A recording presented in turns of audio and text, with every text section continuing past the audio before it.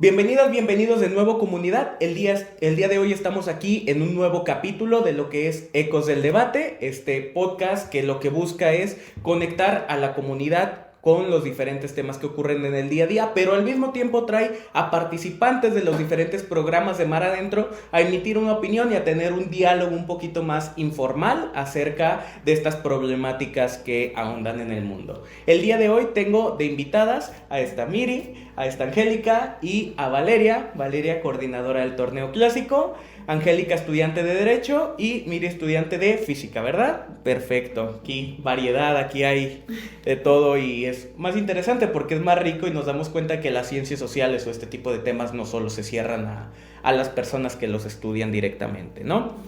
Pues el día de hoy la temática es clara, que es migrar en tiempos de Trump, ¿no? Creo que todo lo que envuelve la migración en torno a este personaje no es algo reciente, pero sí todas estas políticas o comentarios o discursos que llega a traer este hombre ponen sobre la mesa nuevamente temáticas igual de importantes e igual de profundas que me gustaría que discutiéramos un poco. Entonces hay que abrir diciendo que Donald Trump es un nuevo presidente que acaba de entrar este año en Estados Unidos y que ya estuvo en la presidencia anterior a Biden, ¿no? Biden es el que salió, es un rollo un tanto chistoso, ¿no? Sí. Sale Trump, entra Biden, vuelve Trump, es como tener un cuarto y que lo arregles de una manera, luego llega alguien, lo desordena y luego vuelves tú y lo vuelves a reacomodar, es todo un rollo. Pero creo que lo que más podría destacar de la campaña de Donald Trump es que esta vez la mayoría de las amenazas que sonaban más transgresoras sí se cumplieron, ¿no? Y sí, no sé si un daño, no, habría que evaluar si hay un daño, pero sí está habiendo consecuencias, que vamos a ahondar sobre ello más adelante. Enlistando un poquito de las acciones que ha hecho este personaje, la declaración de la emergencia en lo que es la frontera sur de Estados Unidos, la movilización de elementos, ¿no? La imposición de aranceles, ya la expulsión de migrantes, que es oficial, también el retiro de la protección de ciertos espacios que se consideraban como delicados para las detenciones de migrantes. Entonces sí hay una postura que hay quien diría que es un tanto radical. Bueno, pues abramos ya con su opinión, ya habiendo leído y trabajado este tema. ¿Ustedes qué opinan de la entrada de este hombre a la presidencia y las políticas que trae? Ok, pues muy ruidosa, mucho escándalo, pero lo que me preocupa más es que las personas piensan que porque firman una pluma en un en vivo son cosas que se van a hacer. Y sí, varias de sus acciones tienen que ver con políticas nacionales, pero impacta más como en la comunidad internacional. Para mí la más escandalosa de todas fue la del terrorismo y declarar a los grupos criminales de México como terroristas.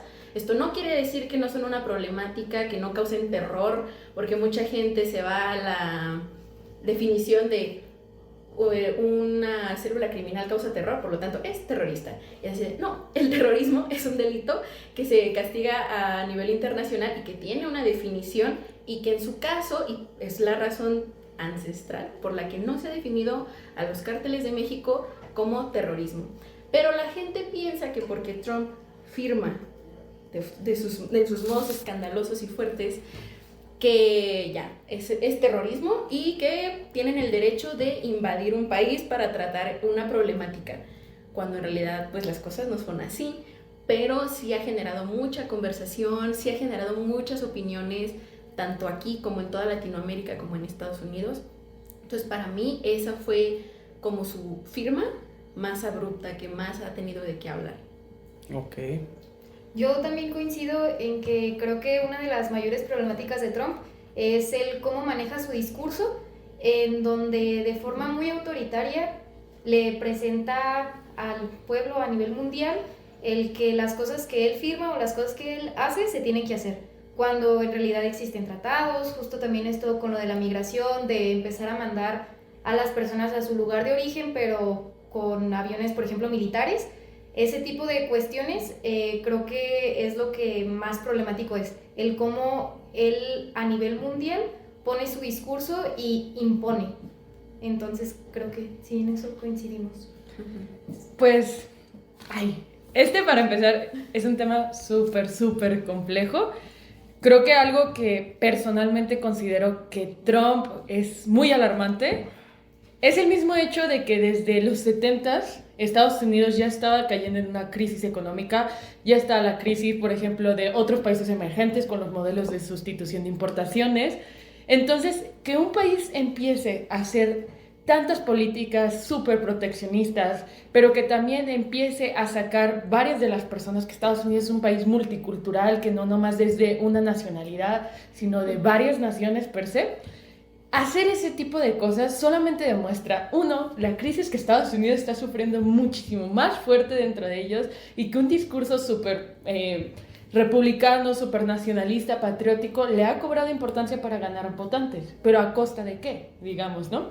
A costa de, por ejemplo, que muchos de los mexicanos que estaban allá en Estados Unidos sean pues recriminados, discriminados, expulsados, como decías Moy en tu primera intervención, pero también, por ejemplo, este tipo de cosas que la gente lo ve positivo en términos proteccionistas y antiglobalistas, pero en la realidad suele ser súper dañino, y no nomás en términos materiales, sino en su relación con los demás países. Creo que uno de los mayores errores de Donald Trump es haber actuado en contra de la crisis y haber sido impulsivo con esto, con un discurso, con un papel, con lo que sea, pero ha sido bastante impulsivo. Perfecto, muchísimas gracias. Después de aclarar esta parte, creo que mencionan toda esta parte del proteccionismo, acá también mencionó la parte de la crisis, ¿no? Mencionan las medidas tan radicales. Me gustaría preguntar también, porque vale la pena jugar al abogado del diablo. Hay una crisis, ¿y cómo funciona esta crisis de migración? ¿Migrar provoca crisis? Yo creo que los migrantes son una consecuencia de la crisis, porque ese es el problema que hemos tenido desde hace muchísimo tiempo. Si no mal recuerdo, las primeras investigaciones que hicieron de por qué los mexicanos migran a Estados Unidos fue durante el Porfiriato. O sea, ¿esto qué nos quiere decir? Que desde los tiempos de este presidente ya había gente que se iba de México y ya se investigaba el por qué, o sea, de por qué estás dejando tu patria, porque hay crisis. Por ejemplo, vuelta en ese tiempo se sabía que se centralizaba mucho el progreso, que en las afueras, en las comunidades, en las periferias, no se hacía caso a muchos sectores de la población, y que hacían estos, pues tenían que irse, o sea, tenían que buscar oportunidades en otro país, como pues puede ser el más cercano aquí, Estados Unidos. Entonces ya había una crisis, puede ser económica, social, incluso ambiental, que provoca que las personas se vayan de su país de origen, y eso genera otro tipo de consecuencias tanto para los países que los reciben como para el país que dejan. Entonces a mí me parece que no es que en sí el migrante sea el problema, sino que hay varias problemáticas que engloban a ese migrante. Pero ¿qué pasa? Que le echamos la culpa a los migrantes, ya sea los migrantes de Centroamérica, los migrantes de México, incluso hasta los migrantes que vienen de países más desarrollados hacia nuestros países. Siempre le echamos la culpa a los migrantes. Habrá que ver cada situación en particular, porque yo no creo que sea lo mismo un migrante de El Salvador, un migrante de Honduras, a un migrante de Francia que está en las playas de Tulum, a un migrante de México que está trabajando de sol a sol en algún restaurante en Texas. Pero en sí no es que generen ellos la crisis, ya había una crisis. Recordemos también que una de las oleadas más fuertes de migrantes mexicanos hacia Estados Unidos fue gracias a la Segunda Guerra Mundial, en donde México ayudó mandando a muchas personas mexicanas a Estados Unidos a trabajar en los campos. El hecho de que los mexicanos y las personas latinas tengan tanta influencia en la agricultura americana inicia desde la Segunda Guerra Mundial, en donde los gringos pues van hacia la guerra y nosotros como población latina vamos de refuerzo hacia la agricultura, y eso es algo que ha perpetuado. Entonces las personas, la gran mayoría de migrantes latinoamericanos que ahorita están en Estados Unidos están apoyando justamente todo el sector agrario. Entonces sí, justamente coincido con lo que dice Angélica, las crisis ya existían, los migrantes muchas veces apoyan a esas crisis en un sentido de restablecer un proceso Y, por ejemplo, en esto de la Segunda Guerra Mundial, el hecho de que los migrantes hayan entrado a Estados Unidos apoyó a que la gente no muriera de hambre. Entonces, entran como un sustituto. Y de ahí empiezan muchos factores que la crisis inicia, pero no porque los migrantes llegaran. Inicia porque estábamos en guerra. La Segunda Guerra Mundial no fue un hecho aislado que nada más afectara a uno o a dos países. Fue algo, pues, mundial. Perfecto. Pues, perdón, vale, creo que la siguiente pregunta podría detonar un poquito más.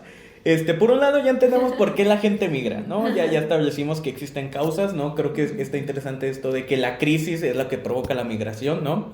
Sin embargo, creo que hay otra parte de países como Estados Unidos que reaccionan de alguna manera, que sienten algún daño hacia su país, que es lo que quizás sería importante entender. ¿Cuál es el daño, cuál es la percepción de este daño que provoca la migración hacia países como Estados Unidos? ¿Por qué tienen esta necesidad de hacer tanta deportación? Pues mira, me gustaría iniciar diciendo que básicamente creo que migrar per se es un derecho de todas las personas.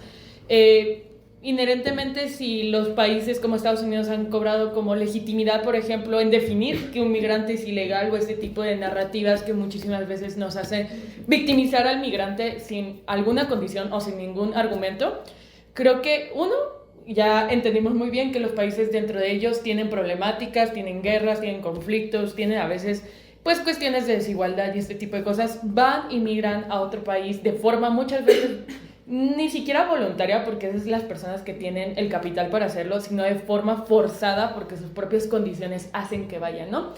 Entran a un país como Estados Unidos, que sí, o sea, técnicamente tiene hasta cierto ojo, algunos dizque mejores salarios, porque obviamente estos migrantes cuando entran en la irregularidad y no se les paga porque hagamos un salario bajo la ley de forma justa, lo que hace que existan, por ejemplo, concepciones negativas hacia estas personas, ¿no? Sobre la población estadounidense o específicamente cómo está viendo el Partido Republicano a los migrantes, como personas que vienen a quitar empleos, personas que no necesariamente están sumando nada, pero también personas que, por ejemplo, traen esta consecuencia o esta crisis de sustancias ilícitas como es el fentanilo ahorita y este tipo de cosas.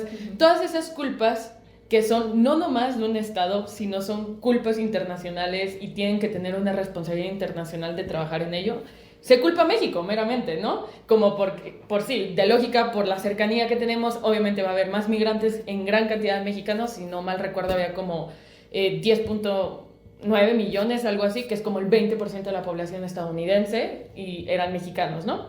Este tipo de malas concepciones, pero que Estados Unidos tampoco ha querido tomar de forma legítima los problemas que también provoca, como por ejemplo no detener esta venta de los opios sintéticos, o por ejemplo la crisis laborales que tienen no meramente va directo a los migrantes porque ni siquiera les pagan en sus condiciones las más justas, ¿no?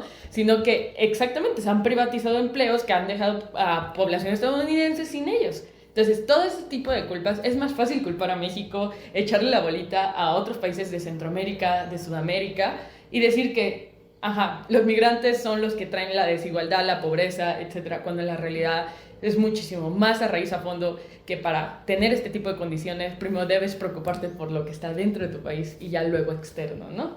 Y creo que es algo que Trump no ha hecho, personalmente. Pues. Recordemos que igual justo con la entrada de Trump, Estados Unidos se acaba de salir de la Organización Mundial de la Salud, cuando justamente están atravesando con una crisis de opioides y de drogas como el fentanilo increíble, en donde muchísimas personas no solamente se quedaron sin casa, sino que es terrible lo que está pasando a nivel salud pública en Estados Unidos, y justamente con Trump se acaban de salir. Entonces, pues sí, es una bolita que cada vez se hace más grande. ¿Y por qué está haciendo esto? O sea, aquí quizá juntando todas estas partes, revisando las cifras de lo que es las deportaciones que han tenido otros gobiernos como los de Obama, como los de Biden, pues siguen la misma línea. O sea, Trump lo único que está haciendo es ser más agresivo, ¿no? Naturalmente hay una mayor agresividad al quitar ciertos límites, pero sigue habiendo la misma cantidad de deportaciones, ¿no? Y también acciones como las de salirse de este tipo de organizaciones o la imposición de aranceles, ¿no? Que ahí me gustaría hacer una especie de paréntesis de dar contexto, que se me hace hiper interesante lo que está pasando con diferentes naciones latinoamericanas, que es yo te impongo aranceles para que nos sentemos a negociar y lleguemos a ciertos términos, ¿no? Sí. Con México pasa un caso particular que es, yo hago que básicamente contradigas tu discurso que tienes en respecto a la migración y hago que movilices tropas, ¿no? Con Colombia, pues ya sabemos el caso de Colombia, Sí. que no se quiso dejar, van aranceles y van para atrás. Y tenemos otros gobiernos como los de El Salvador, ¿no? Con Bukele ofreciendo literalmente una prisión para que encarceles personas. Entonces, a lo que iba es, ¿por qué hace esto Donald Trump? ¿Por qué hacer este circo enorme y por qué utilizar todas estas estrategias? Porque es el discurso lo que mueve todo. O sea, siempre, ahora que queda electo Trump, ¿no? Y empiezan a decir las personas, es que cuando Obama entró en la primera semana, las deportaciones fueron el doble que las que fueron con Trump. Entonces tú piensas, es mejor tener un presidente que se muestre supuestamente más aliado con tu país, pero que las medidas sean incluso mayores a las de Trump, o es mejor tener a Trump. Pero yo siento que el discurso es lo problemático y el discurso es lo que se queda aquí en la mente de las personas, porque puede haber otros resultados, puede haber estadísticas, puede haber santo y seña de todo, datos duros, pero la gente siempre se va a quedar con el discurso, con lo que se dijo en la silla, con la firma, con el así, o sea, con los ademanes, siempre se quedan con esto. Pero ¿con qué recae todo esto? Juntándolo con la pregunta anterior de ¿por qué tantas deportaciones? ¿Por qué Trump hace esto? Yo siento que tiene que ver con un fenómeno que se ha ido presentando al menos yo diría en una década, que se ha ido como fortaleciendo cada vez más, que es que se están debilitando ciertas hegemonías, como puede ser la hegemonía estadounidense, como puede ser la hegemonía dentro del patriarcado, como pueden ser muchas otras hegemonías que ahorita están empezando a debilitarse. Entonces, ¿qué pasa cuando tú eres una persona que se beneficiaba bastante de esa hegemonía, una nación que se beneficiaba de esa hegemonía como lo era Trump? Que sabemos, él al ser un hombre blanco, heterosexual, cisgénero, de Estados Unidos, obviamente se beneficia. Y obviamente la gran mayoría de los hombres y de personas de Estados Unidos también se beneficiaban de esa hegemonía. Entonces, ¿qué pasa? Empieza a haber un progreso económico, cultural, de Latinoamérica, de China, de otros países que no cumplen con esta hegemonía. Y entonces, ¿qué empieza a pasar? Una resistencia en lo que le decimos culturalmente, digamos, entre la izquierda y la derecha.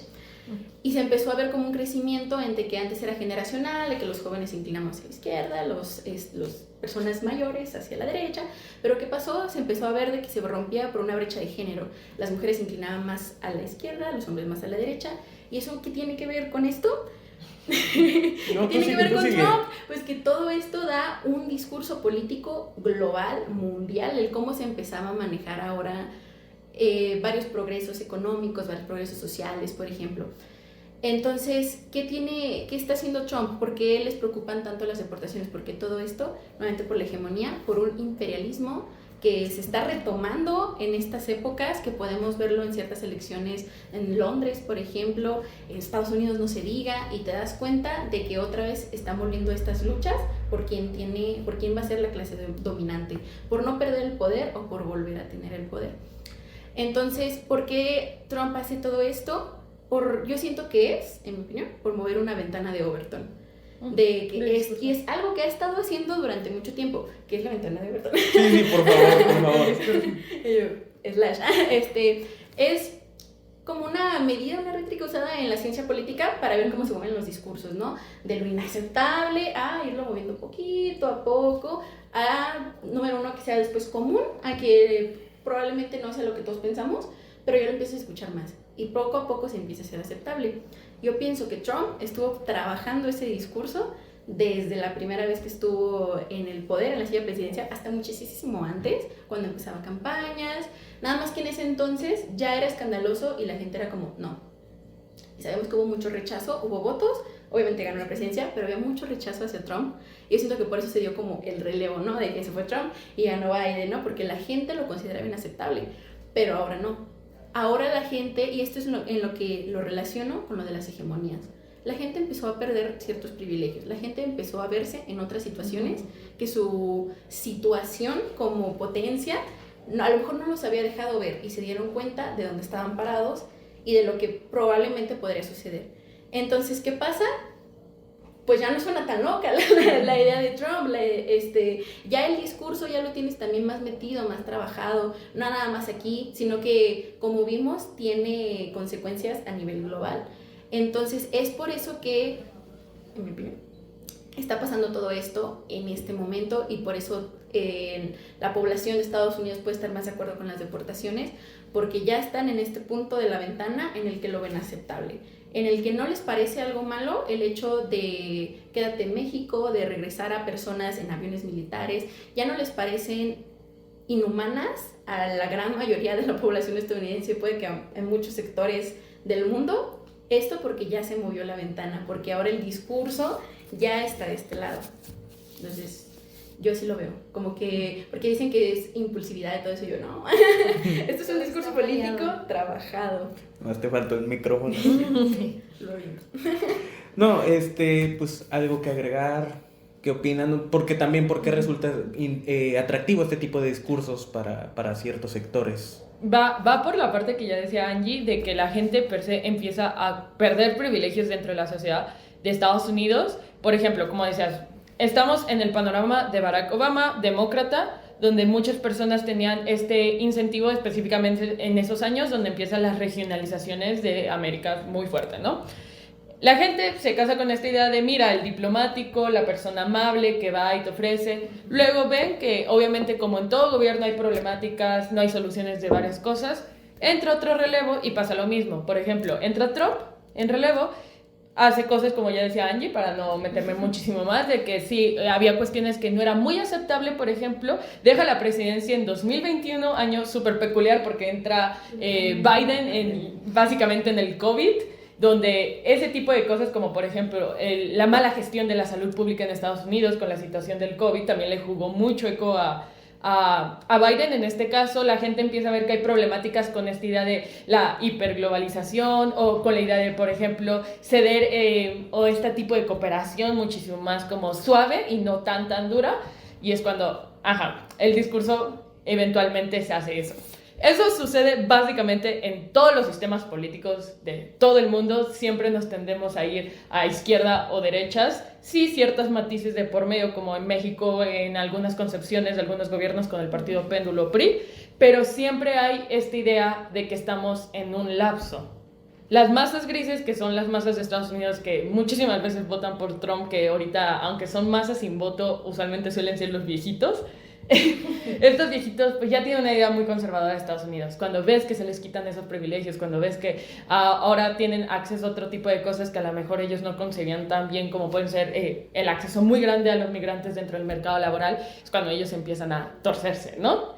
Los sistemas políticos probablemente vayan a funcionar así en muchas cosas, porque en su gran mayoría son democracias liberales.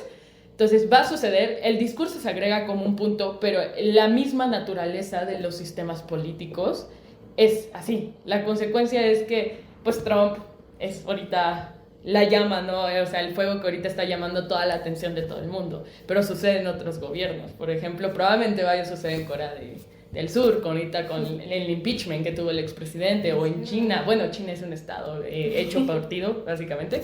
Pero va a suceder, probablemente. La cosa es que nos afecta ahorita a nuestras personas.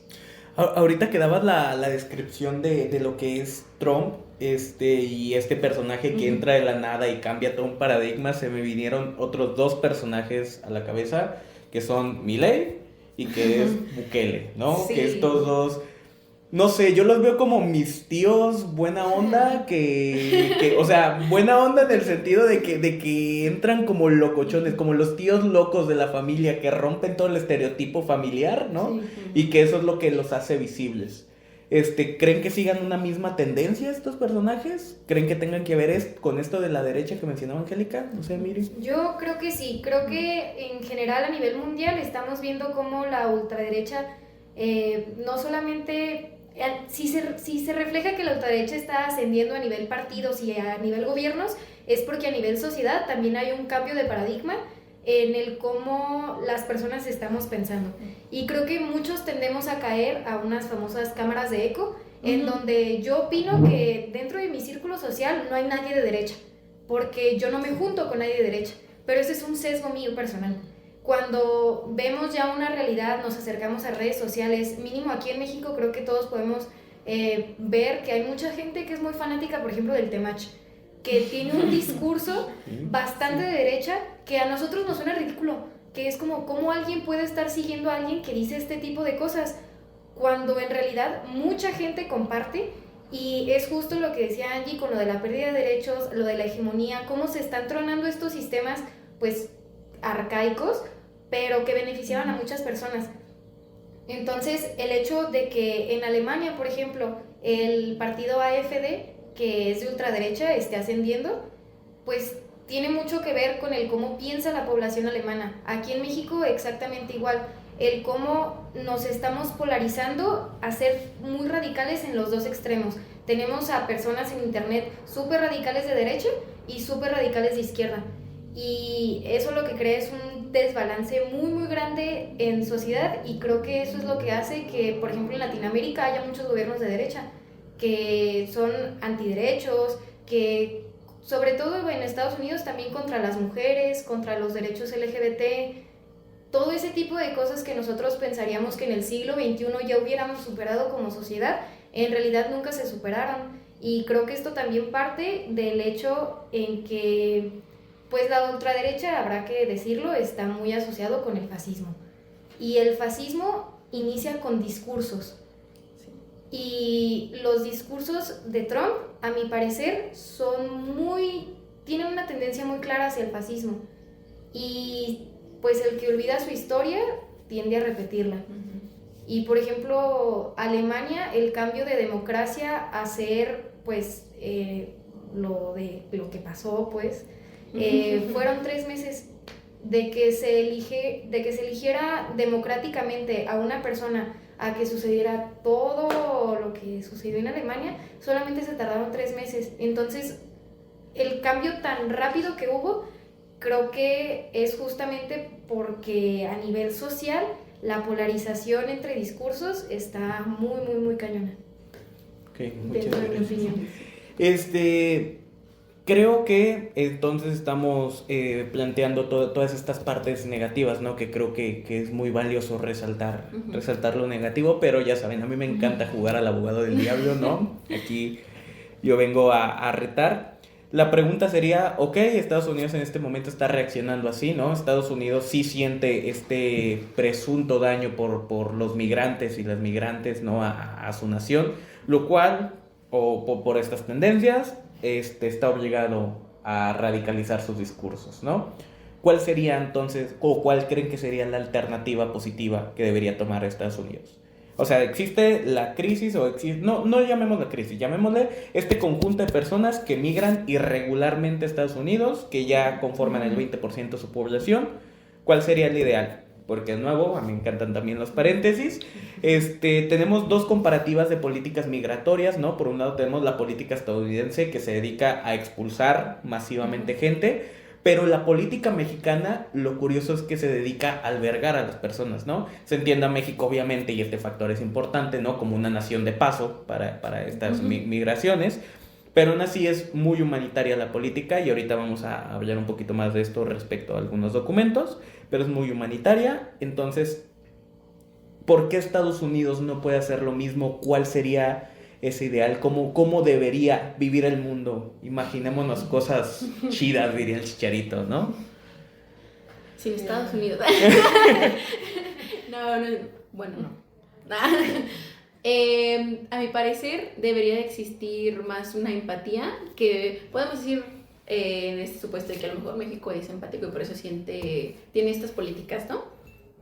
Supongamos. Pero yo no creo, o sea, en un ideal, Estados Unidos, pues se sabe, bueno, dicho de Instagram, nadie es ilegal en tierra robada, ¿no? Pero porque ellos no sienten eso, por estas cuestiones nuevamente coloniales, imperialistas, de que ellos invadieron, o sea, en nuestro territorio que solía ser de nosotros, pero no lo sienten ajeno, lo sienten muy de ellos.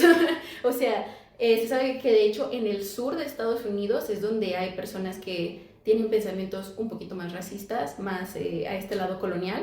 Entonces, me parece muy difícil pedirle a un país que a mi parecer y a los estudios que hemos llevado en mi carrera no tiene cultura.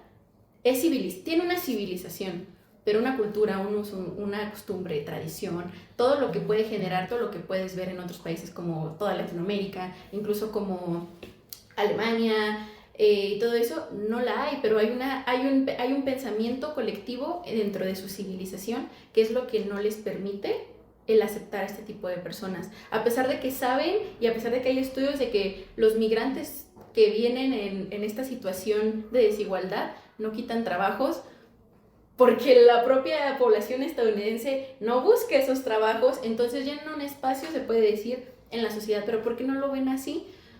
Pues nuevamente por estos discursos que hay racistas y que hay coloniales. Entonces yo creo que en un supuesto, en un ideal en el que Estados Unidos se formó de otra forma y existe otro pensamiento, otro colectivo social, tan solo incluso me parece esa división de qué es América, de que ellos son América y nosotros somos una cosa rara, que ahí está.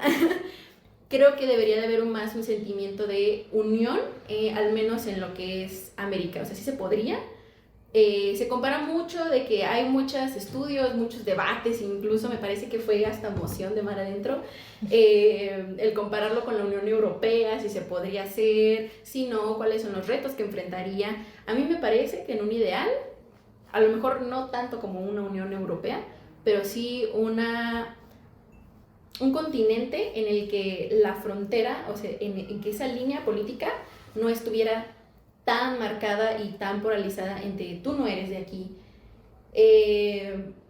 No recuerdo el autor, una disculpa, pero hablaban de que cómo se dividen las clases, y por ejemplo hablaba de que nos subdividimos no solo en clases, sino en patria, sino en género, sino en todo esto, y que deberíamos de vernos más como esa masa de lo que conforma el ser de la clase que es dominada. Y el ver que en realidad yo migrante y tú nacional de acá estamos en realidad en la misma situación de clase dominada y no deberíamos de repudiarnos por estas subdivisiones políticas. Entonces, para mí ese sería mi ideal, ¿no? Un mundo... Sí. Igual poniendo otra situación sobre la mesa ahorita que mencionaste la Unión Europea, me resultó curioso estar investigando justamente para prepararme para este podcast, que en lo que es Reino Unido hay una política que indirectamente, no es un como apodo, llamémosle que le pusieron, que es la de el entorno hostil, ¿no? Básicamente, muchas de estas cosas que actualmente está implementado Estados Unidos, la Unión Europea lo lleva implementado desde hace muchísimo tiempo, de tal manera que cuando tú eres una persona indocumentada en su nación, no puedes hacer no puedes hacer nada, ¿no? No hay facilidades para nada. Y también eso me saltó, ¿no? Que no criticamos quizá mucho que en Estados Unidos pasa esto y que apenas está pasando, mientras que en lugares de la Unión Europea, bueno, que antes eran de la Unión Europea, actualmente o es algo que ha permanecido por mucho tiempo, como esta parte de la nacionalidad por nacimiento, ¿no? Por decir una cosa, que allá no pasa, en Estados Unidos pasaba y la quieren quitar, y aquí fue un escándalo y de allá no decimos nada, ¿no? Así como, igual, abogado del diablo. Ajá. A mí me parece, una disculpa, se me va a ir la idea, de la patria. ¿Y por qué es tan importante ponerla ahorita? Porque tristemente, y para muchas personas con las que he convivido de RI o en parte de los debates, hablan de, pero ¿por qué estamos hablando de derechos humanos cuando esos derechos humanos no sirven de nada si tú no tienes una patria, una nación que los respalde? Entonces, ¿son derechos humanos? Pregunta. Y es muy cierto esto, o sea, esta situación de Europa, esta situación que puede empezar a pasar acá, que ya sucede. Creo que uno de los países que más sufre de eso es Cuba, de que por una discriminación tal cual, de que una mujer está embarazada en otro país, es cubana, tiene un hijo en X parte del mundo y no le dejan registrarlo, pero entonces regresa a Cuba y es como, es que el niño no nació aquí, no lo puedo registrar como cubano. Entonces, ¿qué pasa con esa personita? Se queda sin derechos, o sea, se queda sin nada. Y en esa misma situación yo podría decir que están varios migrantes, si no es que un gran porcentaje, o el tan solo de no estar en el lugar en el que naciste te deja en una desprotección tal cual, que eres una persona tan vulnerable a donde sea que vayas, porque tu país indirectamente te sacó por condiciones económicas, ambientales, como las que ya mencionamos, pero los otros países tampoco te ven bien y tampoco tienes nadie a quien reclamarle por tus derechos. A mí me gustaría abundar, ya que hablaste de uno del cómo probablemente sea como el ideal de Estados Unidos, pero también qué tiene que ver con la Navidad, la Unión Europea y Estados Unidos. A ver, creo que hay algo que a mí me gustaría abundar que puede funcionar dentro de las dos preguntas y es el cambio generacional de la educación. Entendiéndose que el imperialismo es un concepto occidental mayormente, por Europa, ni siquiera Estados Unidos estaba dormido ahí todavía, pero ya luego entra. Pero también el hecho de la geopolítica y esta expansión súper de los territorios y de cuánto quieres obtener poder, no nomás en términos de kilómetros cuadrados, sino en qué tanto tu nación se va a replicar o tu idea de nacionalismo se va a replicar. Ya tuvimos ideas en la historia del espacio vital, el nazismo y en la Segunda Guerra, fue uno. Esos términos geopolíticos que se usan tanto en la Unión Europea, pero también en Estados Unidos, de que quieren tener la lógica imperialista, pero que también quieren seguir conquistando espacios, o conquistando, a lo mejor no dije de kilómetros y eso, pero también espacios digitales, por ejemplo, otros tipos de espacios que ya no son tan visibles o que son más difusos, es lo que hace que mucha gente normalice las narrativas de deportar migrantes o verles feo o discriminarles, ¿no? Porque dentro de su sistema educativo hay esta planificación de liberalismo súper fuerte y detonada donde, o sea, tipo, para que un país sea creciente económicamente, atractivo y sea el mejor, debe de tener ciertos preceptos que muchas veces van idealizados sobre estos términos de expansionismo, no nomás territorial, pero también sobre el pensamiento de las personas, ¿no? Creo que una forma de abundar este tipo de problemáticas, incluso si es un poco utópico y a largo plazo, creo que el hecho de cambios de planes de estudios, este tipo de concepciones, que se reconozcan muchas veces las verdades de este tipo de cosas, es como ha hecho cambiar al mundo. Fíjate que, por ejemplo, en Japón, cuando hicieron sus muchas cosas negativas, por ejemplo, en Corea y en China, y no lo reconocen en sus libros de historia, los niños crecen sabiendo que Japón no hizo nada en la Segunda Guerra Mundial, ¿no? Pero llegan a otro país y se dan cuenta de que Japón no era el país como ellos creían, ¿no? Esto también pasa en Estados Unidos y en la Unión Europea, donde discriminan gracias a la educación y a los valores que les dan las propias naciones, obviamente por medio de las instituciones educativas. Creo que cuando se rompe este primer núcleo, que, disclaimer, la educación sí es como gran parte de la solución de los problemas que tenemos en la actualidad, sí. Creo que se puede ver un país mejor o más abierto. ¿Por qué México, por ejemplo? Sí, no somos el país perfecto, pero tenemos una apertura educativa y de pensamiento muchísimo más grande que otros países, ¿no? Obviamente teniendo en cuenta si estás en un estrato privilegiado, si puedes acceder a este tipo de educaciones, o sea, me estoy poniendo en la concepción de alguien universitario, ¿no? Que puede entender cómo o leer este tipo de cosas de forma, pero a lo mejor no experimentarlo de carne propia, ¿no? Por las mismas condiciones de privilegio. Creo que este tipo de condiciones son lo que, uno, te ayuda a entender que no todo está bien y no todo está mal, pero dos, también te ayuda por cómo podemos difundir este tipo de pensamientos para los jóvenes que nos van a estar viendo en el podcast, investigando, leyendo, tratando de no casarse con la idea de que México lo hace todo perfecto o lo hace todo mal, y eventualmente todos los países tienen estas dos narrativas, todo bien, todo mal. Creo que eso ayuda a que nosotros aperturamos nuestra mente un poquito más y ser más empáticos y crear ese vínculo, ahora sí con lo que decía Angie, de crear esta empatía, de cómo se crea la empatía, pues muchas veces es por medio de la comprensión de los valores y el razonamiento de otras cosas que no vivimos, pero que otras personas sí viven, ¿no? Y sí. Y yo, sigan más adentro. Hagan las tesis, por favor. Miri. Pues sí, justamente podemos ver lo que están diciendo, reflejado en Estados Unidos hasta con propaganda política y el cómo el hecho de la educación aboga a qué tanto puedes tú reclamar o no sobre tus derechos. En un caso, por ejemplo, en Estados Unidos, quieren quitar de la educación sexual en todos los niveles de educación. Sí. El hecho de tú quitar la educación sexual hace que directamente tú como mujer, ¿cómo vas a pedir, por ejemplo, un aborto si tú no sabes que existe un aborto?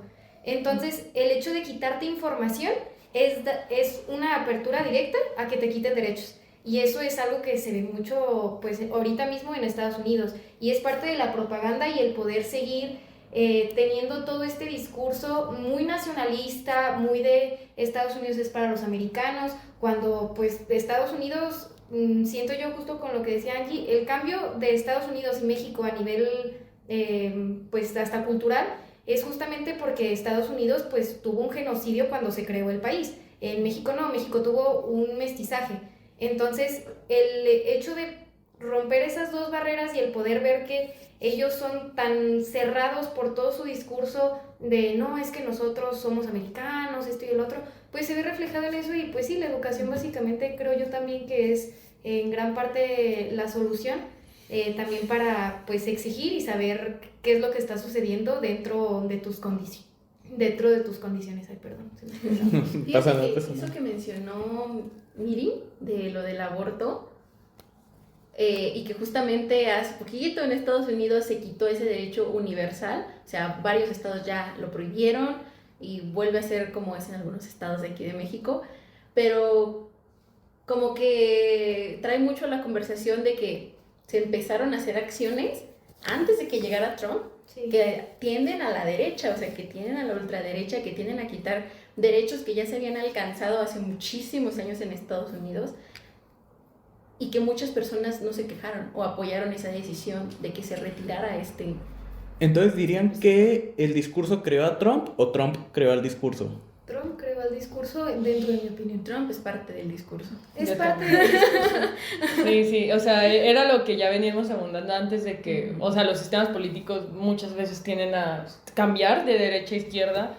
La gente ya los impera, simplemente Trump llega y planta la semillita, que es lo que querían escuchar o materializar pues las personas. Pues es el vocero de todo el discurso. Y es lo que crea esto del imperialismo, de que nuevamente es el líder, es la imagen. Ok, hablemos entonces de dos temas. Primero vamos a cerrar con un dato que a mí me voló la cabeza y luego vamos a hablar de soluciones, ¿no? Estaba leyendo este documento, metiendo contexto, el Pacto para el Futuro. Hay otro capítulo de este podcast que habla exclusivamente del Pacto para el Futuro, posterior al CNUT, ahí que no se note para nada la publicidad a este espacio. Síganos, por favor. Necesitamos. Oh, vale. Oh, pues. Le quiero preguntar, ¿cuántas veces creen que se menciona en el Pacto para el Futuro el tema migración o refugiados? Sí, la palabra. Bueno, ¿cuántas? En cantidad. O sea, yo puse MIGR, así en el buscador, ajá, dentro de todo el documento, son 63 páginas. Mira, exacto. Así piensen quizá en el ideal. Para mí, idealmente, debería mencionarse al menos... Pues es un año altamente enfocado en migración. El Pacto del Futuro está muy fuerte con ese tema. Con los refugiados también. Yo creo que debería haberse mencionado, aunque sea una vez, por objetivo del desarrollo sostenible, por indicador. Pero en total. Idealmente, ¿cuántas? Yo siento que idealmente el Pacto del Futuro tendría que estar enfocado a eso, porque pues reconozcámoslo, el mundo ya es globalizado, todos estamos interconectados, pues parte de eso es la migración y los refugiados y estar pues, al pendiente de todo. Yo diría que idealmente todo el documento. Yo siento que en una realidad, 5 veces. El pacto menciona 17 veces en todo el documento la palabra migración y en justamente la acción 6, que se llama Invertiremos en las personas para acabar con la pobreza y reforzar la confianza en la cohesión social, en su apartado C lo menciona 5 veces. Entonces, el pacto pues sí carece mucho de esta palabra. Hay quien diría, ¿no? Y cabe la opinión de, bueno, pues es que aborda la migración quizá de manera indirecta, trabajar en eso es trabajar sobre la migración. ¿Creen que entonces debería, o sea, bajo su opinión, debería mencionarlo directamente, deberíamos visibilizar con la palabra migración, o sí basta con decir impacta indirectamente? Yo creo que es un trabajo bilateral, porque como decíamos, los migrantes no generaron una crisis, había crisis, pero el hecho de que estas personas migraran generó otra crisis. Entonces, sí se tiene que atender, se tiene que mitigar, por ejemplo, lo que está pasando aquí en México, de esta estrategia que me parece que la vamos a abordar más adelante, pero lo de México te abraza, y muchas personas lo criticaban de, ¿por qué? O sea, ¿de qué les van a servir los 2,000 pesos? Y es decir, porque estás mitigando, estás atendiendo el problema en caliente, ahora sí, o sea, de que está llegando a las personas y que van a necesitar dinero, apoyo, documentos, comida, techo. Entonces no vas a esperar es que estamos trabajando globalmente para que en algún momento puedas acceder a ello. Evidentemente se supone que se tiene que hacer esto, pero también tengo que atenderte a ti. O sea, era por lo que se critica muchos de este tipo de proyectos que está implementando el gobierno, porque se les categoriza de asistencialistas, que sí lo son, porque son parte del derecho de la seguridad social, que es un derecho que tiene México reconocido en la Constitución. Entonces, por lo tanto, está obligado a hacerlo. Y es importante que todas estas medidas existan, pero no nada más esas medidas para atender el problema en este momento de que están llegando las personas y hay que atenderlas, sino todas estas otras estrategias que se tienen que implementar. La más importante, yo creo que coincidimos todas, la educación. el que hay que generar, hay que reconstruir, a mi parecer, el tejido social. El tejido social mexicano, latinoamericano incluso, está muy debilitado. Hay mucho punitivismo, hay índices de criminalidad muy altos, también los índices de acceso a la educación superior son muy bajos. Entonces, ¿qué te dice esto? Que el tejido social está debilitado y eso es lo que causa problemas, y esos problemas tienen consecuencias. Entonces, para mí es de los dos lados, y es por eso que, paréntesis, también la política de Bukele no me parece la más apropiada, porque es nada más un punitivismo, una criminalización nuevamente a estas personas, pero no estás trabajando el tejido social que genera esos problemas. Entonces se tiene que trabajar el tejido social y se tiene que atender de momento a estas personas. Ay, me encanta porque hay mucho de dónde cortar ahí, pero a ver, vamos por partes. Miri, ¿tú qué opinas? La pregunta es, ¿debería mencionarse explícitamente muchísimo más la migración en el pacto o basta con decir indirectamente va a disminuir la migración? Yo creo que sí, porque también el mencionarlo es darle fuerza. Y el asumir que la otra persona también va a asumir que la migración entra dentro de este pacto, siento que peca mucho de inocencia, porque no es así. A lo mejor nosotros sí pensamos en migración o alguien más no lo hace. Entonces creo que el poder describirlo, el poder nombrarlo, uno es pues darse cuenta que existe este hecho, y dos, pues empezar a tratarlo, empezar a justamente quitar los estereotipos, en que la migración se vea como un hecho y no solamente se vea como algo de criminalización o que es algo malo o que no debería existir, como quitar también parte de esos estigmas a partir de nombrarlo y poder, pues sí, quitarle el estigma básicamente. Esa es mi opinión. Yo creo que ya, o sea, Miri me robó la frase, que el hecho de nombrar da poder. O sea, creo que queda bastante técnico, que no todas las personas, incluso de otras profesiones, van a leer el Pacto de Futuro y entender que me estás hablando de migración. A lo mejor un internacionalista o alguien que esté muy metido en estos temas, pues sí, pero es el mismo privilegio de que tanto tiempo tienes para meterte en esto, ¿no? Estoy en RI.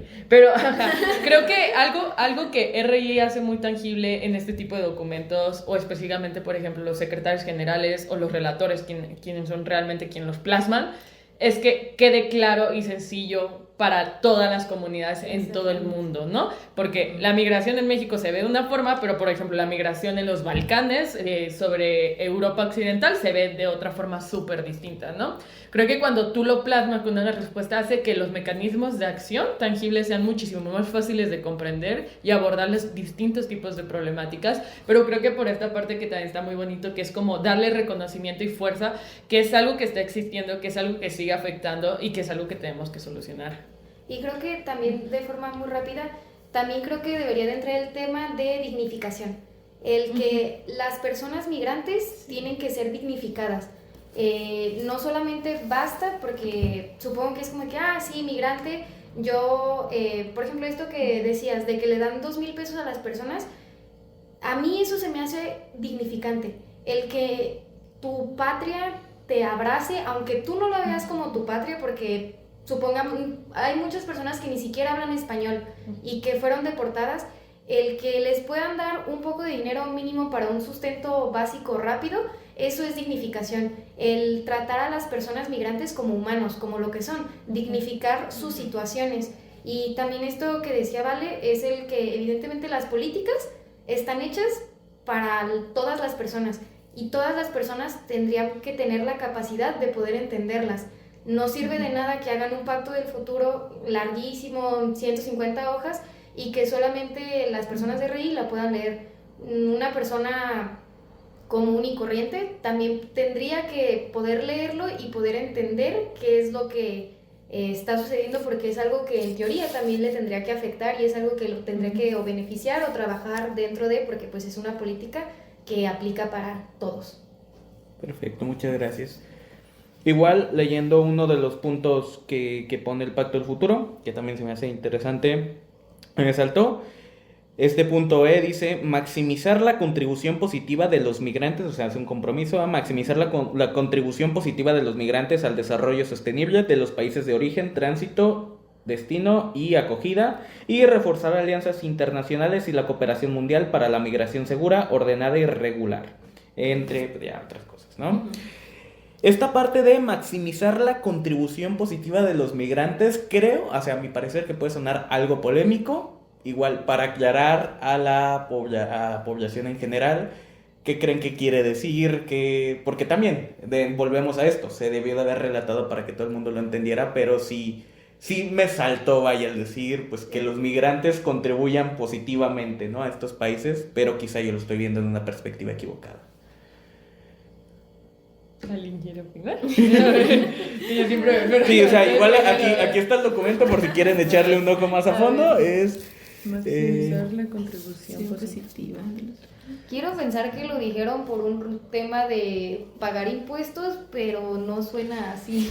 Yo a lo que lo percibo, porque luego dice el desarrollo sostenible, es que específicamente los migrantes se adecúen o se adapten a la agenda del 2030, etc. Contribución, ahí sí hay que definir si, por ejemplo, es monetariamente, de que, o por ejemplo, el hecho de la contribución, pero a mí se me haría muy raro que le obligues a alguien a cumplir una agenda del 2030 cuando probablemente es una persona que viene en condiciones ya vulnerables y de riesgo. No creo que se vaya a poner a proteger el ODS número 17, por ejemplo. Creo que es un término de estilo que todos los documentos, tristemente, de la Asamblea General tienen, ¿sabes? O sea, que siempre tienen que, hasta cierto grado, dejar brillar su agenda, dejar brillar este tipo de contribuciones. Incluso si es una población que a lo mejor en esa situación está vulnerable, siempre van a abordar como, mira, nuestro lema y nuestra marca es que se protejan los ODS o que se proteja este discurso que nosotros manejamos de Asamblea General. Uh-huh. Y siempre sucede, en gran mayoría de los casos, pero sí me salta mucho. O sea, incluso yo, que lo estudio, es como... pues contribución ¿en qué sentido? ¿Sabes? Sí, no, o sea, que queda de tarea creo que para todos igual. No, ahorita. Yo le encuentro otro significado. Ajá, a ver, no, se vale. Creo que difiero un poquito con lo que mencionó, ¿vale? O sea, sí, obviamente siempre es marca, siempre lo mencionan. Uh-huh. La palabrita de incluso garantizar, acelerar, maximizar, es un cierto verbo que lo usan de cierta manera en Naciones Unidas. Sí.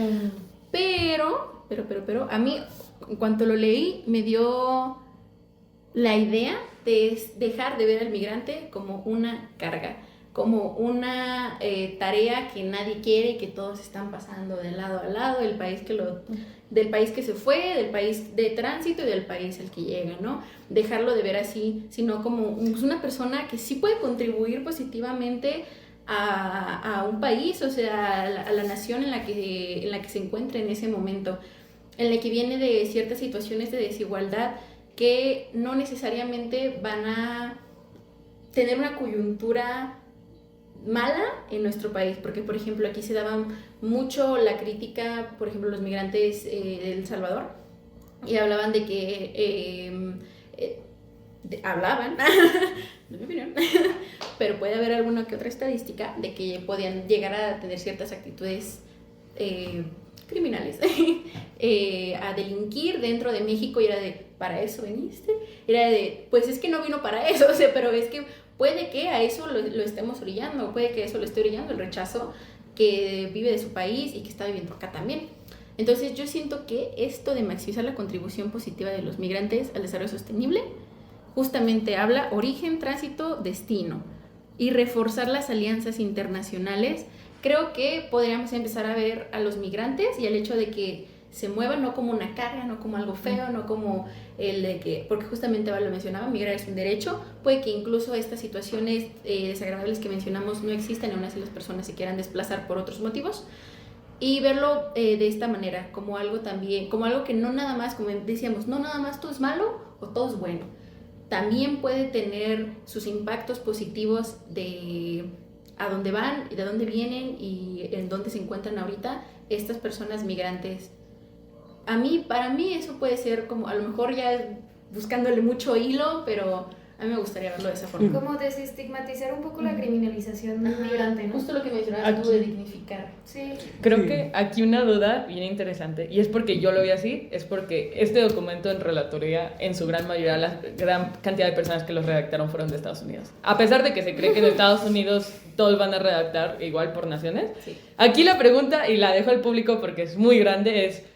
Hay que checar quiénes redactan sus documentos, quiénes son los autores intelectuales detrás de esto. Porque sí, Asamblea General me suena muy generalizado, todos los países, pero ¿qué tanto poder tiene, por ejemplo, los países del sur global sobre los del norte global al momento de este tipo de redacciones? Es lo que lo hace complejo y creo que por eso se crea polémica, ¿sabes? Sí. Porque Sí, lo vemos de nuestro vista. punto de que somos mexicanas. Entonces, ¿qué recomendaríamos hacer respecto a este punto en particular? Separarlo, o sea, no, o sea, hablando de tú llegas con la Asamblea General y dices, oye, Asamblea General, creo que este punto está como raro, ¿no?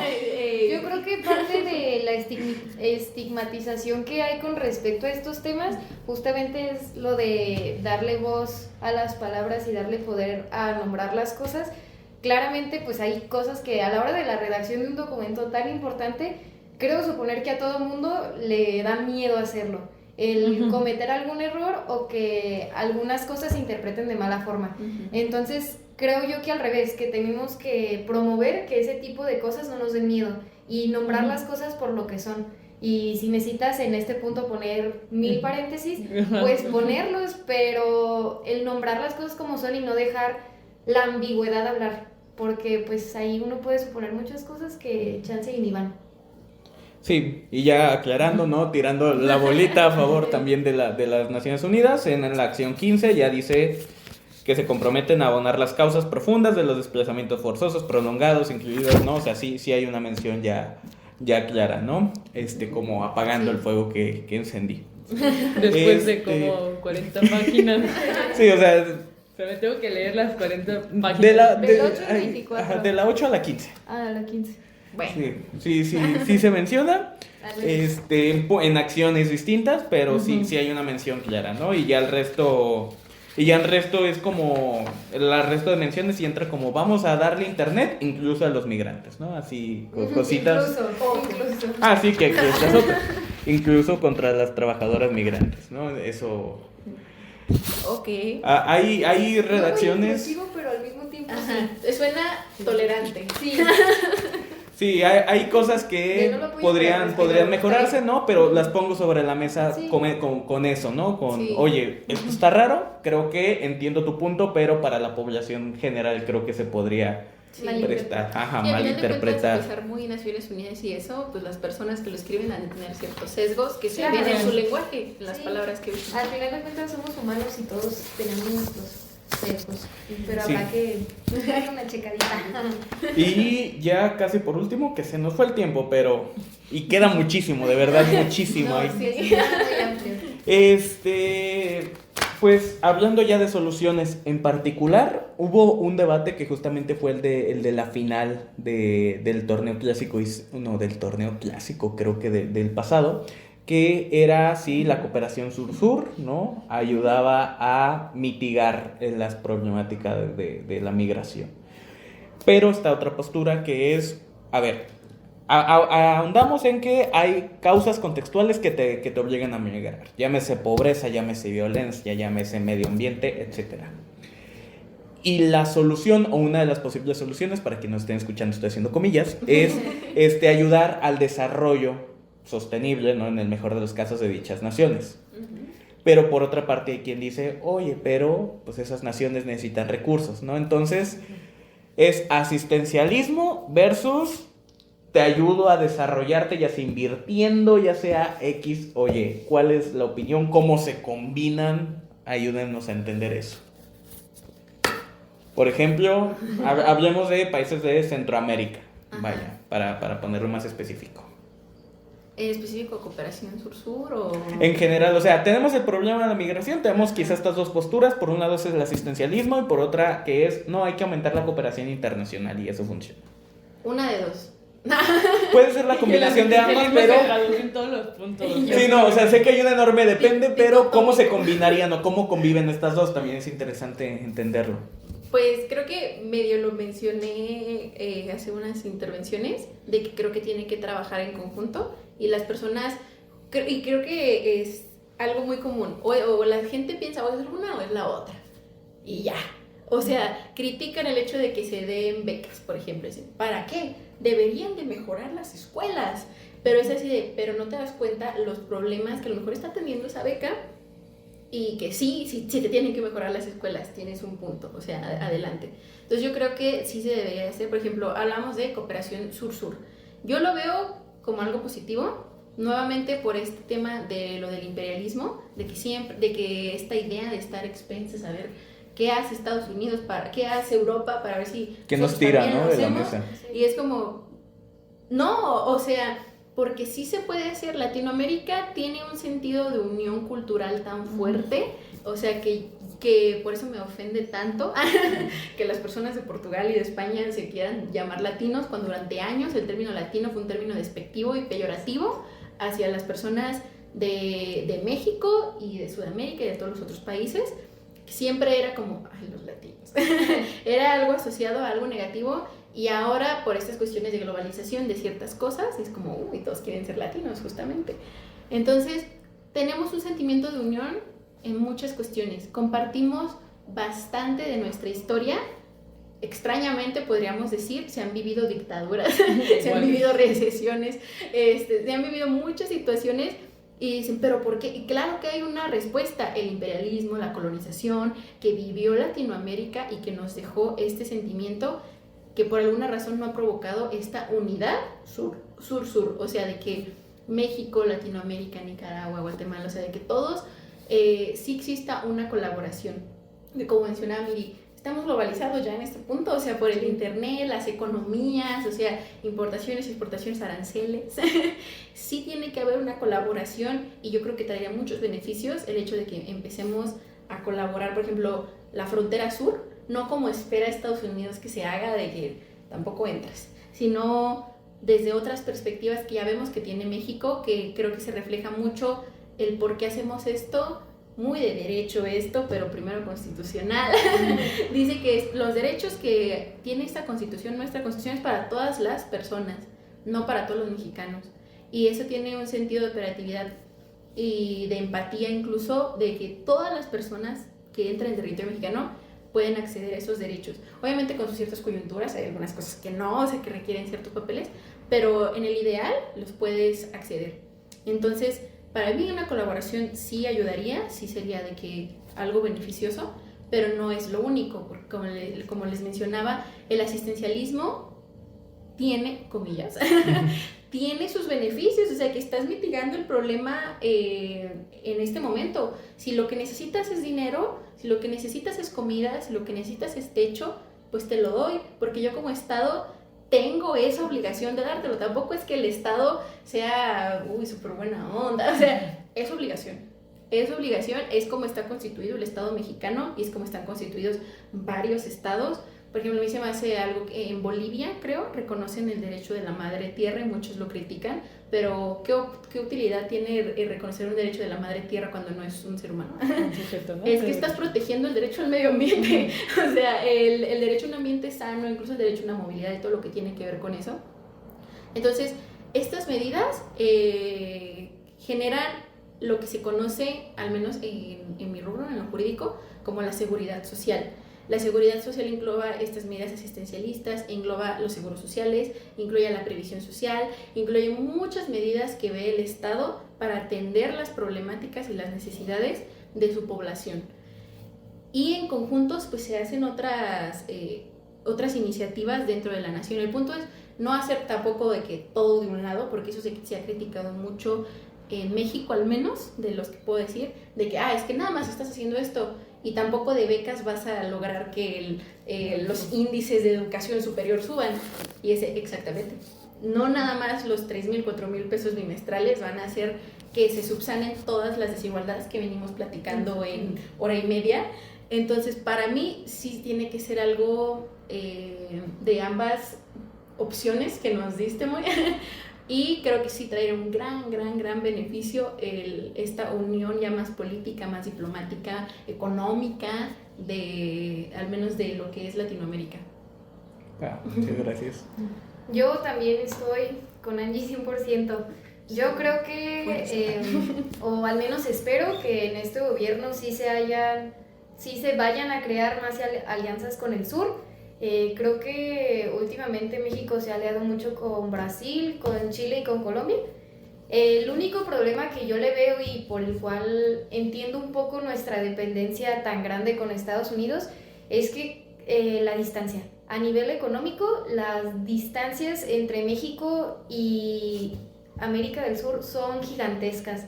Entonces, a nivel comercio, creo que esa es una cosa que nos juega un poco a desventaja, porque normalmente vemos por ejemplo, España lejísimos, pero son solamente 1,000 kilómetros de diferencia entre México, España y México y Brasil, que es como 1 hora en avión, que es nada.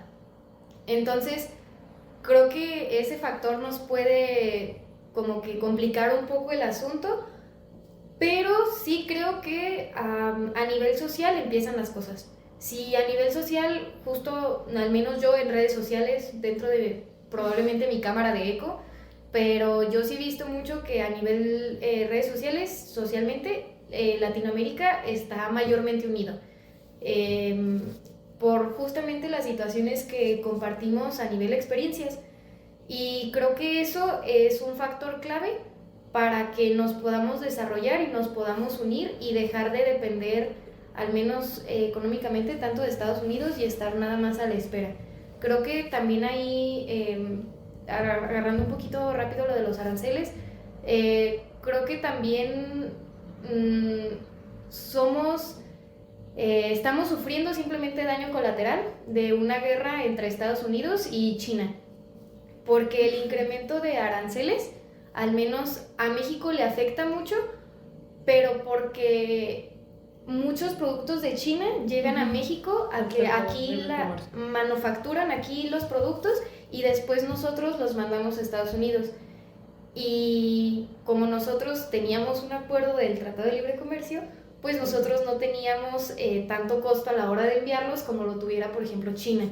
Y creo que hoy en la mañana o ayer en la noche, en estos días, Estados Unidos acaba de parar completamente todos los envíos hacia China. No se puede exportar nada de China. Entonces creo que estamos sufriendo un daño colateral, pero creo que justo con todo esto, mínimo a nivel económico, nos va a poder ayudar a poder crecer nosotros viendo más allá de Estados Unidos más posibilidades. Y eso justamente uniendo el tejido social con los latinoamericanos. Porque pues al final de cuentas, ¿quién nos va a entender mejor que un paisano? Muchas gracias. Bueno, pues yo creo que abundando en esa lógica de Miri que decía del security shoring, que es eso de quitarle un poquito el paso a China, es algo que nuevamente está implementando la presidenta Sheinbaum, lo de Hecho en México, que fue una política utilizada en el 78 en el modelo de sustitución de importaciones, donde básicamente queríamos fomentar este comercio local y fortalecer, a nuestros pequeños empresarios, medianos, pero también a la población, por ejemplo, de lo más chiquito de, por ejemplo, un artesano que te vende algo y no regatearle al artesano. Exacto. Porque si no le regateas a Costco, ¿por qué le vas a regatear a un artesano que además estás viendo la calidad directamente del producto? Esto es una de las políticas que nosotros estamos haciendo, que creo que sí cobra cierta relevancia y cierta importancia sobre nuestro pueblo, y ojalá que en un futuro que se vea traducida, porque este modelo tuvo cosas positivas para México como negativas, pero negativas por varios factores externos, imperialistas, obligaciones. Yo espero que esta nueva implementación sea positiva para las personas que más requieran de los productos mexicanos, que han dependido, por ejemplo, de sencillamente vender sus productos del campo a los abarrotes o a este tipo de cosas. Creo que es una nueva narrativa para nosotros como mexicanos de reconsiderar nuestro espacio y de qué tan importantes somos dentro de ello y cómo podemos aportar. Mira, yo sé que esa cosa de ya no consumas gringo, fuchi, ¿no? O sea, yo sé que es complicada, no va a desaparecer de la noche a la mañana, pero a lo mejor con esta cosa de que digo, si ves un artesano, si ves un agricultor que vende, no sé, tunas aquí por Tapalpa, etc., pues no tratar de regatearle, no tratar de hacer este tipo de cosas, pero también apoyarle y fomentarle que la persona pueda crecer, per se, ¿no?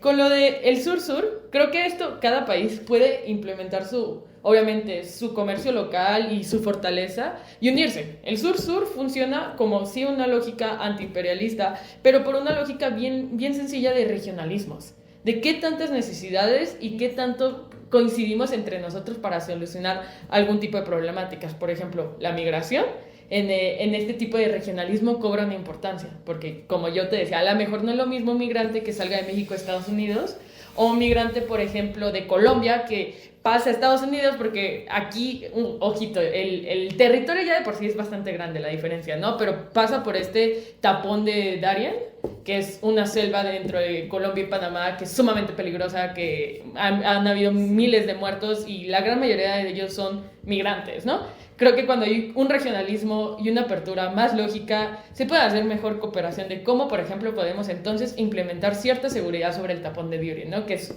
un sector que abunda mucho el crimen organizado y las pandillas dentro de él, ¿no? El hecho de que lo concibamos nosotros como un apoyo regional, de que mira, México te llegan este tipo de problemáticas, específicamente personas violentadas dentro del tapón de Darien, que son violencias muy específicas que sufren esas personas ahí, nos ayuda a nosotros cómo actuar, ¿no? Cómo abordarles, por ejemplo, al momento que entra a nuestro país, por ejemplo, con campañas, con la asistencia social y ese tipo de cosas. No estoy peleada, per se, con el asistencialismo. Creo que también, o sea, ya se entendía que, no podemos esperarnos 10 años a que tu política haga efecto si yo lo que necesito es comer. Sí. El asistencialismo se debe traducir sencillamente en asistencia social. ¿Qué requiere eso? Muchísima voluntad política. Que el propio gobierno quiera seguir con el proyecto, que el propio gobierno no nomás lo vea como una medida de 10, 5 años, sino que diga, ¿sabes qué? Ya tenemos esta forma de asistencialismo, vamos a mejorar los factores para que las personas no caigan en ese apoyo de asistencialismo. Requiere tiempo y muchísima voluntad política. Yo creo que es un momento interesante para los mexicanos volver a considerar nuestros productos, volver a considerar cómo apoyar a nuestros propios paisanos, pero también a la gente migrante que llega a México de forma, pues sí, muy desafortunada, migración forzada, pues apoyarles y también comprenderles que muchos de ellos no somos nada distintos. O sea, como raza somos la misma raza, pero también como cultura y como simplemente la lengua somos los mismos, ¿no? Entonces, pues ser más empáticos, abrir el corazoncito, abrir tu casa. No, y ahí justo con lo que dices, un ejemplo bien sencillo que creo que todos podemos ver, si han viajado en carretera, seguramente en lugar... No. Bueno, seguramente en cualquier carretera, últimamente en todo México, en lugar de ver así de que, ay, sí, montañita, paisaje, ves puros invernaderos. Normalmente los invernaderos ya casi todos son de berries. Ya casi no hay maíz. La producción de, por ejemplo, maíz, que es algo esencial para la dieta del latinoamericano, es algo que en México se está perdiendo muchísimo, porque en lugar de pues plantar agricultura, en lugar de hacer agricultura para tu propio pueblo, empezamos a hacer para Estados Unidos. El aguacate. El aguacate también, por ejemplo. Entonces, sí, justo eso que dices de que somos súper similares. A lo mejor nosotros comemos, no sé, tortillas todos los días, pero en Colombia comen muchos arepas, por ejemplo, y siguen siendo de maíz. El maíz es algo vital para la nutrición del latinoamericano, y eso es algo que se está perdiendo mucho en México. Entonces creo que sí, justo lo que dicen, es momento de empezar a ver dentro de nosotros, en lugar de producir para el extranjero, producir para el nacional. Como ser más consciente de... A mí me encanta eso, desde que yo lo vi en la prepa y wow, que toditito lo que hacemos es político, sí, aunque tú pienses que no. Justamente lo que dice Miri, o sea, lo que compramos, lo que pensamos que debemos de consumir, el cómo nos vestimos, o sea, y creo que esto tiene que ver también con lo que menciona Vale de lo de hecho en México, de que tendemos a ciertas tendencias, vaya la redundancia, americanas, o ciertos estereotipos estándares que no son de aquí, que son eurocéntricos, por ejemplo, y que creo que como este tipo de iniciativas podrían retomar un poquito más esa conciencia política de lo que hacemos, de lo que compramos, de lo que decimos, las plataformas que consumimos y el cómo en realidad están impactando en el discurso. Porque ahora que justamente inició eso de ya no vamos a consumir Coca-Cola, puro jarritos. Y mucha gente lo que llegaba de ¿y tú crees que a Coca-Cola le importa? Y yo, pues yo creo que sí. O sea, y yo creo que sí le importaría a Coca-Cola que México, que es uno de los principales países que consume su producto, en algún momento le entre esta conciencia y diga, ¿sabes qué? Arriba Jarritos. O sea, a lo mejor suena como mucho chiste y así, pero creo que sí puede tener sus consecuencias, a lo mejor políticas, si nos damos cuenta de que lo que somos, de que lo que hacemos, sí va a tener un impacto, este aleteo de mariposa a nivel mundial. No, y volviendo con la conversación con la que iniciamos, el cambio de discurso, y que lo que importa y lo que peligra es el discurso. Los cambios de paradigma empiezan con cuestiones chiquitas, y si uno empieza con el cambio, pues de ahí se desarrolla. Ay, no sé con qué sabor me quedo. Por un lado estoy encantado de que la conversación haya fluido tan bonito y todas estas conclusiones. Me gustó que fuimos de lo macro a lo micro, ¿no? Creo que pudimos hablar de política internacional y cerramos perfectamente en jarritos, ¿no? Esta bebida mexicana. Y justamente llegamos a estas propuestas de solución que ya existen solo en México, ¿no? Que son propuestas mexicanas y que creo que, no sé, cada frase que decían, digo, es que de ahí sale otra cosa, ¿no? Y sale más. Otro eco del debate. Igual, sí, este es un espacio que obviamente está diseñado para eso y que se busca que se siga haciendo y que la gente también comente qué tema le gustaría que diéramos seguimiento de todo esto. Ahí. En los comentarios. Los 3 seguidores, ¿no? Que van a ser más. Y uno soy yo. Sí. Y uno son los debatientes del clásico. Mi mamá que está viendo el video. No, pero la verdad, lo disfruté mucho, de nueva cuenta. No somos expertos ni expertas, estamos en camino a llegar a serlo, pero en realidad estos temas y el desarrollo de estas temáticas también se desarrollan en los debates. En YouTube pueden encontrar también varios debates ya del CNUC, que fue donde estuvieron participando en su momento estas hermosas chicas. Y pues nada, agradecerles, la pasé muy bien. Ya saben que Mara dentro de su casa cuando quieran volver a participar. Y pues estamos aquí, muchas gracias también a ustedes. Gracias por la invitación. Sí, muchas gracias y muchas gracias por ver. Like, suscríbanse. Comenten que vuelvan Miri y Angélica a Ecos del Debate.